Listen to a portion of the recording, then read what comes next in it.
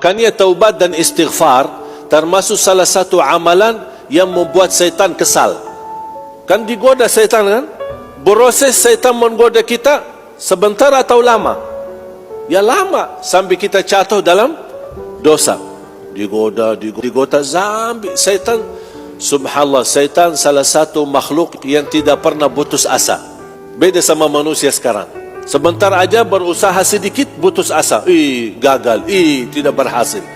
Kalau syaitan menggoda kita sampai titik terakhir nafas ruh keluar, baru dia berhenti. Tak akan berhenti menggoda manusia sampai dia meninggal. Tapi apa yang membuat syaitan kesal? Habis dia sudah berkali-kali berupaya, bertahun-tahun membuat kita jatuh dalam dosa, dia merasa diri bangga dan senang karena berhasil menggoda manusia. Tapi begitu manusia sadar dan ingat Allah, malu, beristighfar dan taubat, kata Allah, aku ampuni semua dosamu. Kata syaitan, capek deh. Makanya syaitan tak senang taubat dan istighfar. Dan itulah karunia Allah subhanahu wa ta'ala. Sebagaimana Allah berfirman di hadis Qudsi, Ya ibna Adam, law balaghat dhunubuka anana as-sama' thumma astaghfartani laghafartu laka ala ma kana minka wala ubali. Hei anak Adam, kalau dosa-dosamu sampai lapisan langit,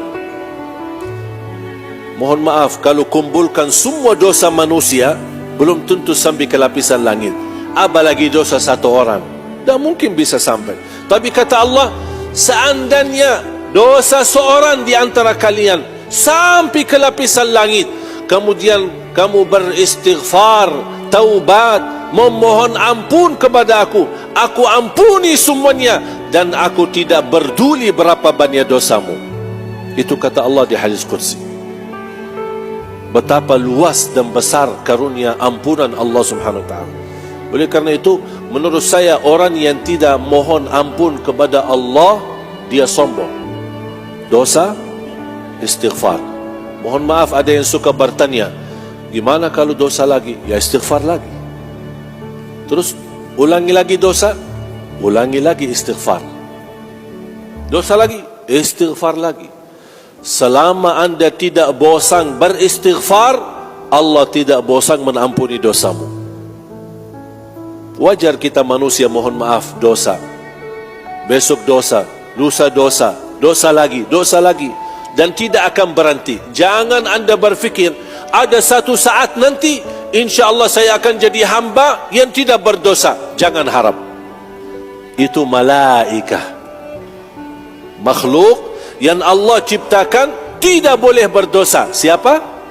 Malaikat. Kita harus berdosa. Dosa kadang-kadang kita menyakiti perasaan orang tua, tapi kita tidak sadar, membuat orang tua sakit hati.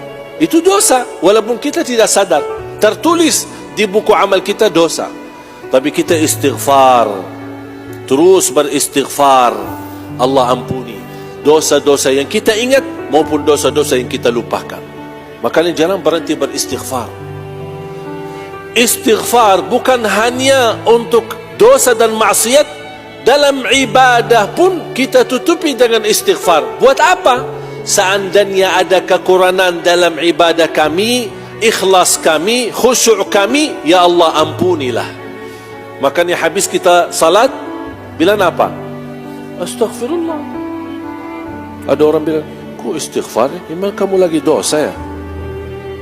Istighfar bukan untuk dosa saja, ibadah pun butuh istighfar. Karena kita semua, tidak ada yang bisa sempurna ibadah. Sehebat apapun, tidak bisa sempurna ibadah. Mau dia ustaz, mau dia habib, mau dia siapa, tidak bisa sempurna ibadah. Manusia punya kemampuan terbatas. La yukallifullahu nafsan illa wus'ah. Makanya kekurangan kita tutupilah